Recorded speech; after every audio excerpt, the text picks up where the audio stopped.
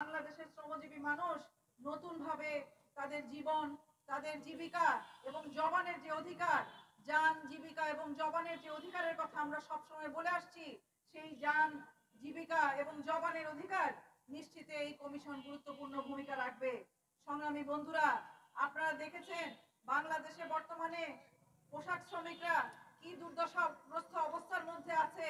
আমরা দেখছি যে 40 লাখ শ্রমিক, সেই শ্রমিকের আজকে জীবিকার অনিশ্চয়তা আছে।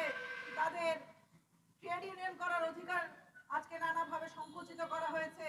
বাংলাদেশে শ্রম আইনের যে একটি আইনের কথা আমরা বলছি, আমরা দেখছি শ্রম আইনে সেই একটি আইনের মধ্যে সকলকে অন্তর্ভুক্ত করা হয় নাই।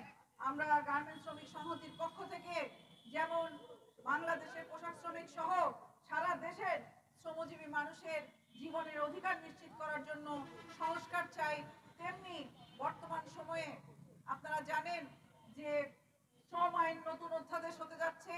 সরকার সেই বিষয়ে উদ্যোগ নিয়েছে, নানান কমিটি সেই বিষয়ে কাজ করছে। আমরা পরিষ্কারভাবে বলতে চাই, বাংলাদেশে আমরা অভিন্ন গণতান্ত্রিক শ্রম আইন দেখতে চাই। পোশাক শ্রমিকদের জন্য এক এক জায়গায় এক এক আইন, সেই আইন আমরা দেখতে চাই না। সংগ্রামী বন্ধুরা, আজকে আমি কথা লম্বা করব না, যেহেতু আমাদের মাঝে সুলতান ভাই আছেন, তিনি বলবেন। তারপরেও দুই একটি কথা না বললেই না।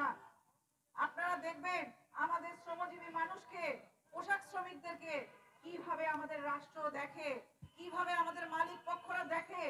তারা একই সাথে বলেন শ্রমিকরা নাকি তাদের পরিবারের মতো, শ্রমিকরা নাকি তাদের ভাই বোনের মতো।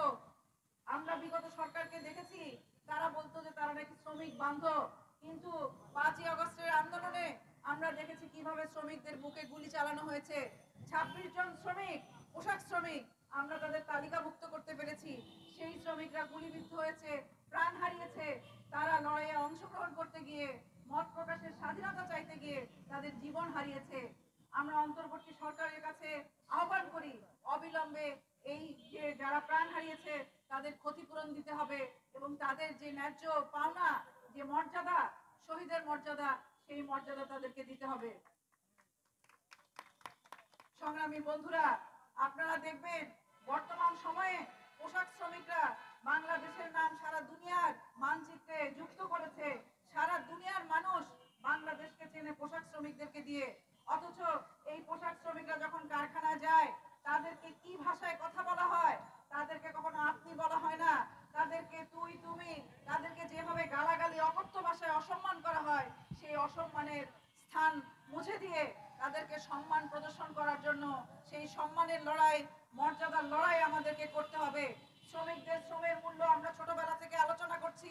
আমরা আমাদের লেখাপড়ার বইও শ্রমের অনেক মূল্য দেখি, অথচ আমাদের নারী শ্রমিকদের শ্রমের মূল্য নাই, পোশাক শ্রমিকদের শ্রমের মূল্য নাই। নারী শ্রমিকদের শ্রমের মূল্য যদি থাকতো, তাদের যদি মর্যাদা থাকতো এবং তারা যে সন্তান ধারণ করে পরবর্তীতে যে দক্ষ শ্রমিক হয়, সেই শ্রমিকদের যে তারা পৃথিবীতে আনে, সেই বিষয়কে গুরুত্ব দেওয়া হতো, তাহলে